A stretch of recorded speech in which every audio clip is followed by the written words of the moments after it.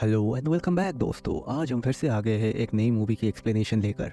और ये MCU यानी कि मार्वल सिनेमैटिक यूनिवर्स का एक शानदार मूवी है जिसका नाम है थॉर। और ये मूवी 2011 में रिलीज़ हुआ था। ये इस थॉर सीरीज़ का पहला मूवी है। और चलिए शुरू करते हैं इसका एक्सप्लेनेशन बिना किसी देरी के। कहानी के शुरुआत में हम देखते हैं रात के टाइम न्यू मैक्सिको का एक शहर पुएंटे एंटीगुआ दिखाया जाता है। यहाँ पर हम देख पाते हैं एक एस्ट्रोफिजिसिस्ट जिसका नाम होता है जीन फॉस्टर। वो अपने असिस्टेंट डार्सी और अपने प्रोफेसर एरिक सेल्वी के साथ आसमान में एक रोशनी पर रिसर्च कर रहे होते हैं।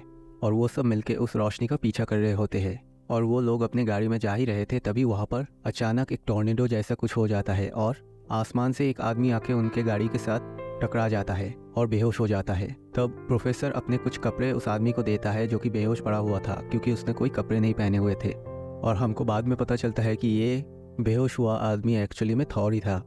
अब सीन शिफ्ट होता है और हम बहुत पहले के टाइमलाइन को देखते हैं। साल था 1965 AD और जगह थी नॉर्वे। हम देख पाते हैं वहाँ पर कुछ फ्रॉस्ट जायंट्स अटैक कर रहे होते हैं। तभी एसगर्ड से उनके किंग यानी कि ओडिन वहाँ पर चले आते हैं। तभी फ्रॉस्ट जायंट्स के किंग लॉफी और ओडिन के बीच एक घमासान लड़ाई होती है, लेकिन ये युद्ध ओडिन जीत जाते हैं।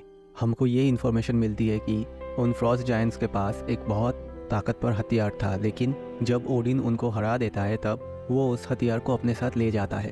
वो हथियार दरअसल एक कास्केट होता है जिसमें अद्भुत शक्तियाँ थी और वो किसी को भी कहीं भी जमा सकती थी। थॉर थोड़ा दुखी हो जाता है और उसको गुस्सा भी आता है, क्योंकि आज वो राजा बनने वाला था और इन फ्रॉस्ट जायंट्स की वजह से वो राजा नहीं बन पाया। उसके दिमाग में सिर्फ बदला लेने की सोच घूम रही थी। तभी वो अपने रूम आता है और आके अपने कुछ दोस्तों से बातें करता है और उनको कहता है कि उन्हें साथ में जाकर फ्रॉस्ट जायंट्स के प्लेनेट पर उनको सबक सिखाना चाहिए। ये सब सुनने के बाद सब लोग राज़ी हो जाते हैं और वो सब मिलके बाइफ्रॉस्ट की ओर चलते हैं।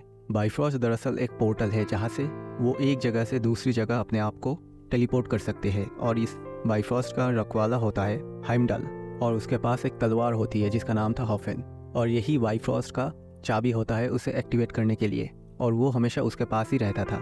इसके बाद हम देखते हैं हाइमडल अपने तलवार का यूज़ करके उन सबको योटनहाइम पहुँचा देता है।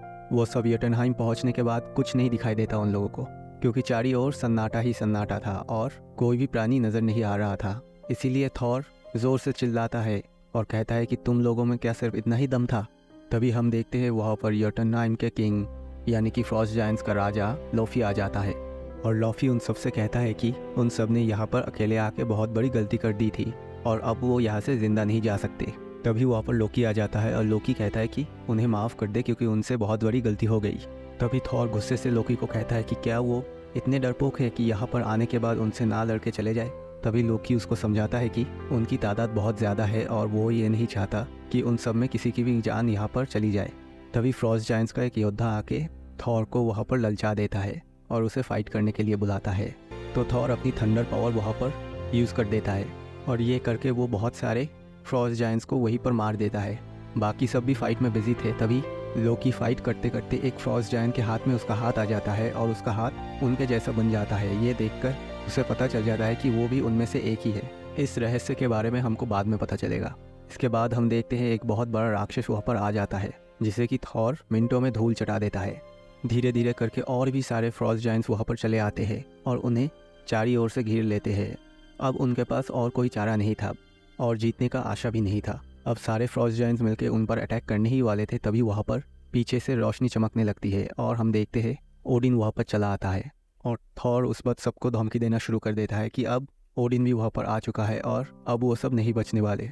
लेकिन हम देखते हैं कि ओडिन लॉफी से कहता है कि उसके बेटे से गलती हो गई और उन लोगों को वहाँ पर नहीं आना चाहिए था, इसीलिए अब वहाँ से वो लोग चले जाएंगे। लेकिन लॉफी कहता है कि वो उनको वहाँ से जाने नहीं देगा।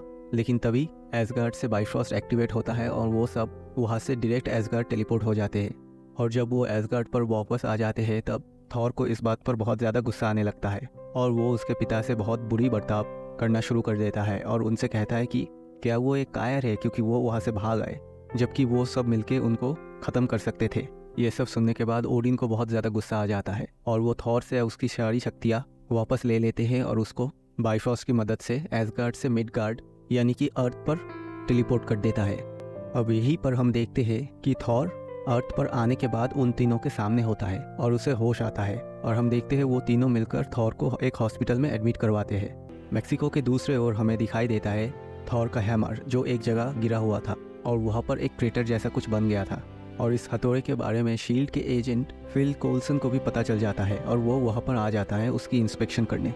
अब फिल को पता चलता है कि जीन इन सब चीज़ों पर रिसर्च कर रही थी, इसलिए वो उसके घर पे पहुंच जाता है और उसके सारे रिसर्च पेपर्स और बुक्स वो अपने साथ ज़बरदस्ती ले आता है। तभी जीन और थॉर मिलकर अपनी कार में न्यू मैक्सिको की ओर चल पड़ते हैं और वो उस हथौड़े को उठाने के लिए उस टेंट के अंदर घुस जाता है और थॉर उन सब सिक्योरिटी गार्ड्स को मारते हुए अपने हथौड़े के पास पहुंच जाता है और उस हथौड़े को उठाने की कोशिश करता है, लेकिन बहुत कोशिश के बाद भी वो उसे उठा नहीं पाता।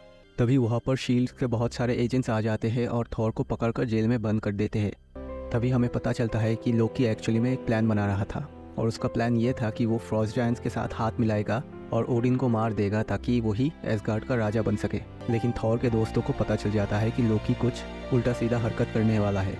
तभी हम देखते हैं थॉर के दोस्त पृथ्वी पर चले आते हैं और आके थॉर को सारी सच्चाई बता देते हैं कि उसके पापा अभी भी जिंदा है और लोकी अभी एक चाल चलने वाला है। लेकिन लोकी को इस बात का पता चल गया था कि थॉर के सारे दोस्त पृथ्वी पर जाके उसको सब कुछ सच्चाई बता देते हैं।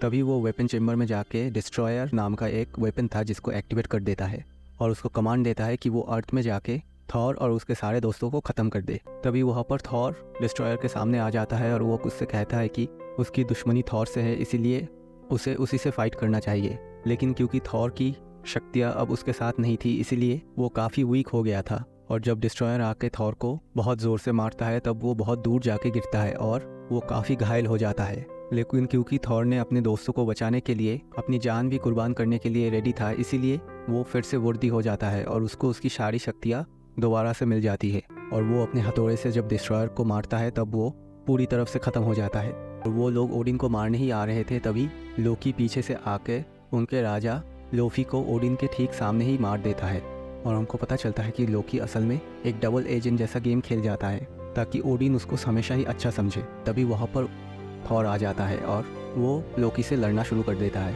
उन दोनों के बीच घमासान लड़ाई होती है। वो दोनों वहाँ से गिरकर मरने ही वाले थे, वहाँ पर ओडिन आ जाता है और वो अपने हाथ से दोनों को बचा लेते हैं और ओडिन थॉर को कहता है कि वो अब राजा बनने के लायक है। लेकिन तब थॉर ओडिन से कहता है कि उसे अभी भी ये सारी ब्रह्मांड और गैलेक्सीज एक्सप्लोर करनी है और उनके बारे में जानना है, इसीलिए वो अभी राजा नहीं बनना चाहता और जब वो बनना चाहेगा तब वो ओडिन के पास चला आएगा। और ये मूवी यहीं पर ख़त्म हो जाती है। आशा करते हैं आपको हमारी ये एक्सप्लेनेशन पसंद आई हो। अगर पसंद आई हो तो चैनल को सब्सक्राइब कीजिए, वीडियो को लाइक कीजिए और कमेंट करके ज़रूर बताइए कि कैसी लगी आपको हमारी ये एक्सप्लेनेशन।